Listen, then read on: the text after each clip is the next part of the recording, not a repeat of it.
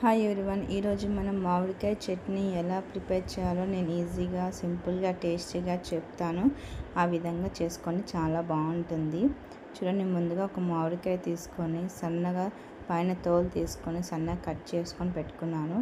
మీరు కూడా ఈ విధంగా కట్ చేసుకొని పుల్లగా ఉందా లేదా అనేది చూసుకోండి. చూడండి, మనకు కావాల్సిన శనగింజలు తగినన్ని వేయించుకొని పొట్టు తీసుకొని పెట్టుకున్నాను. ఒట్టిమిరపకాయలు 7 నుంచి 8, ఇంకా మిక్సీ బౌల్లోకి తీసుకొని 7 నుంచి 8 ఒట్టిమిరపకాయలు వేయించుకొని వేసుకోండి.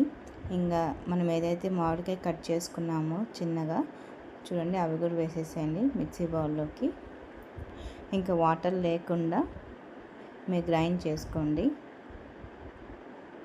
ఈ చట్నీ మటుకు చాలా బాగుంటుందండి, రోట్లో కూడా చేసుకోవచ్చు. ఇంకా గ్రైండ్ చేసుకున్నాము. చూడండి, ఈ విధంగా బరకగా గ్రైండ్ చేసుకోండి. ఇంకా మనం రోళ్ళు ఉన్న వాళ్ళు లేని వాళ్ళు ఎలా అయితే చేసుకుంటామో సేమ్ అలానే చేస్తాను చూడండి. ఇంకా మన శనగింజలు తగినన్ని వేయించుకొని పొట్టు తీసుకొని వేసుకోండి. ఇంకా చిటికెడంత ఉప్పు వేసుకోండి. ఉప్పు కొంచెం ఎక్కువ పడుతుంది, మామిడికాయ పుల్లగా ఉంటే కారం కూడా ఎక్కువ పడుతుంది, చూసుకొని వేసుకోండి. ఇంకా తెల్లగడ్డలు 4 నుంచి 5 వరకు పొట్టు తీసుకొని వేసుకోండి. ఇంకా మనం గ్రైండ్ చేసుకున్నాము. చూడండి, ఈ విధంగా గ్రైండ్ చేసుకోండి.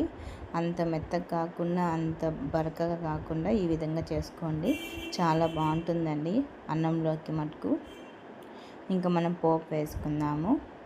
చూడండి, పెనం పెట్టేసి 2 టేబుల్ స్పూన్స్ ఆయిల్ వేసాక, ఆయిల్ హీట్ అయ్యాక తగినన్ని సాసోలు, తగినన్ని జీలకర్ర వేసాము. ఇంకా ఒక ఆనియన్ కట్ చేసుకోండి. చూడండి, ఇంకా అవన్నీ వేగాయి కదా, ఒక ఆనియన్ కట్ చేసి వేయండి. ఇంక ఇవన్నీ బాగా వేగాక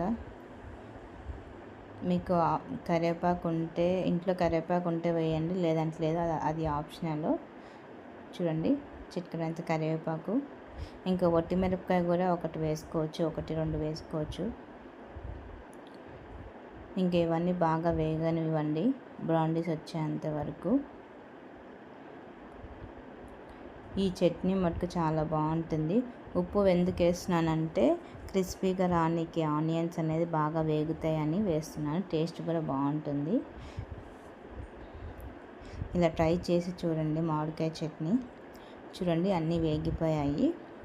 ఇంకా మనం ఏదైతే మామిడికాయ మిక్సీలో గ్రైండ్ చేసామో అది వేసేయండి. ఇంకా ఇప్పుడు మీడియం ఫ్లేమ్లో పెట్టుకొని ఒక 2 to 3 సెకండ్స్ కలుపుతూ ఉండండి. ఇది మటుకు చాలా బాగుంటుందండి. రోల్ లేని వాళ్ళు కూడా చేసుకోవచ్చు మిక్సీలో. అంటే మిక్సీలో చేసే విధానం చాలా ఉంటాయి, 2-3 రకాలు ఉంటాయి. ఇది ఫస్ట్ ఆప్షన్ అండి నేను చెప్పేది. ఇంకా సెకండ్ ఆప్షన్ కూడా నేను చెప్తూ ఉంటాను. చిటికెడంత కొత్తిమీర వేసుకొని సర్వ్ చేసుకోండి. ఒక 2 minutes అలా పెట్టండి మీడియం ఫ్లేమ్లో. మళ్ళీ స్టవ్ ఆఫ్ చేసుకోండి. ఇంకా సర్వింగ్ బౌల్లోకి తీసుకోండి. ఇది మటుకు చాలా బాగుంటుంది మామిడికాయ చట్నీ. నేను ఎలా అయితే చూపిస్తున్నానో మీరు కూడా అలానే చేయండి. మా ఛానల్ లైక్ చేయండి, సబ్స్క్రైబ్ చేయండి. టేస్ట్ చేసి కామెంట్ రూపంలో చెప్పండి ఎలా ఉందని.